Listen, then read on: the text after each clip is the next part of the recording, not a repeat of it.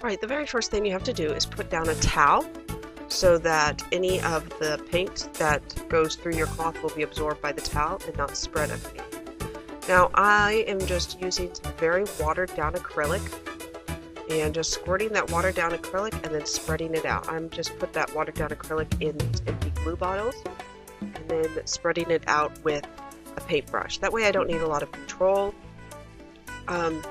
Just squirt it out in the middle of the area I want to paint and brush it out to the edges of the area that I want painted that color. And the glue will stop paint from spreading outside of the area that I want. And you can kind of see the glue lines showing up. I'm going to do that here too. As you can see, it doesn't need any kind of control, just as long as I aim for the middle. And I just continue to spread that out. Now, one of the problems with this, as you can see, is that not all the paint is the same tint. So there's some light green and some dark green, and it's not as consistent. And up here, I'm just going to put down a lot of glue, and I try to aim a little bit more towards the edge, but I'm still going to spread it out to that whole area. And another way to do this is to have a little bit more control with your paint, and rather than using the paintbrush, just to sort of paint in with that glue bottle. Let me show you here in this next section. So rather than using my paintbrush, I'm just going to use my glue bottle.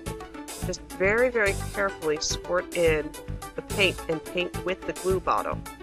And I need to be careful, especially when I lay it down at first.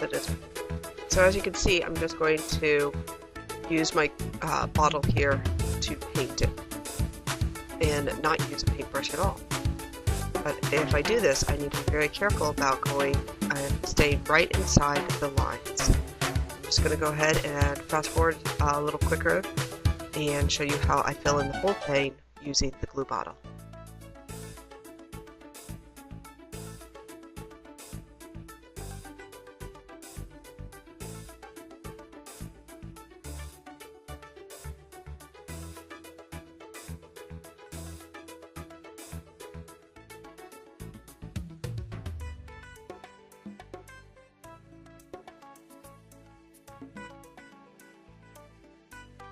And then when you're all done, put it in the drying rack to dry, and once the paint is all dry, I'll soak it in water, remove the glue, and it soaks in the water, and this is how it turns out.